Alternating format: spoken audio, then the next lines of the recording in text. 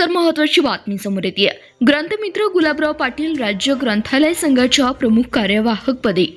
महाराष्ट्र राज्य ग्रंथालय संघाची महत्त्वपूर्ण राज्य कार्यकारिणी बैठक नुकतीच कोल्हापूर जिल्हा ग्रंथालय संघाच्या कार्यालयात पार पडली. या बैठकीत राज्य ग्रंथालय संघाच्या प्रमुख कार्यवाहकपदी ग्रंथमित्र गुलाबराव पाटील सांगोला तर कार्याध्यक्षपदी ग्रंथमित्र सोपानराव पवार पुणे यांची सर्वानुमते निवड करण्यात आली.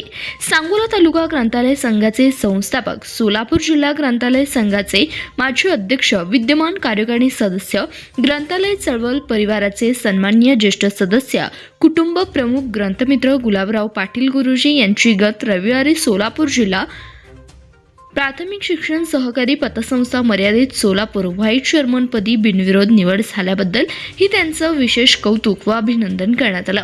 अत्यंत विनम्र स्वभावाचे गुलाबराव पाटील यांच्याकडे विविध गुणांचा खजिनाच आहे. सामाजिक, शैक्षणिक, आध्यात्मिक, सर्वात महत्त्वाचं म्हणजे वाचन चळवळ व सहकार यातील त्यांचं कार्य अत्यंत वाखाणण्याजोग्य आहे. निवडीनंतर नूतन पदाधिकाऱ्यांचा कोल्हापूर जिल्हा ग्रंथालय संघातर्फे सत्कार करण्यात आला. ग्रंथालय चळवळ अधिक बळकट करण्यासाठी बैठकीत अनेक महत्त्वपूर्ण ठराव मंजूर करण्यात आले.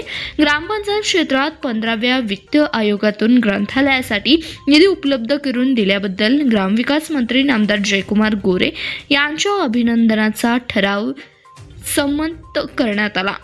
ग्रंथोत्सव शासनाने जिल्हा ग्रंथालय संघाच्याच माध्यमातूनच राबवावा अशी मागणी ठरावाद्वारे करण्यात आली.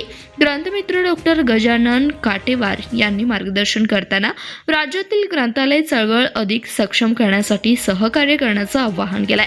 या प्रसंगी पांडुरंग सूर्यवंशी, एस पाटील, किशोर जाधव, दिलीप कोरे, मंगेश मस्के, रवींद्र कालेकर, रमेश सुतार, राजू धमाले, मधुकर सुतार व पुष्पा पाटील यांच्यासह राज्यभरातील मान्यवर उपस्थित होते. स्वागत कोल्हापूर जिल्हा ग्रंथालय संघाचे अध्यक्ष सुशांत मगदुम यांनी केले. प्रास्ताविक राज्य संघाचे कोषाध्यक्ष भीमराव पाटील यांनी मांडले तर कार्याध्यक्ष ग्रंथमित्र राम मेखले यांनी उपस्थितांचे आभार मानले. धन्यवाद. प्रतिनिधी शशिकांत कोळी, CBS न्यूज मराठी, सांगोला.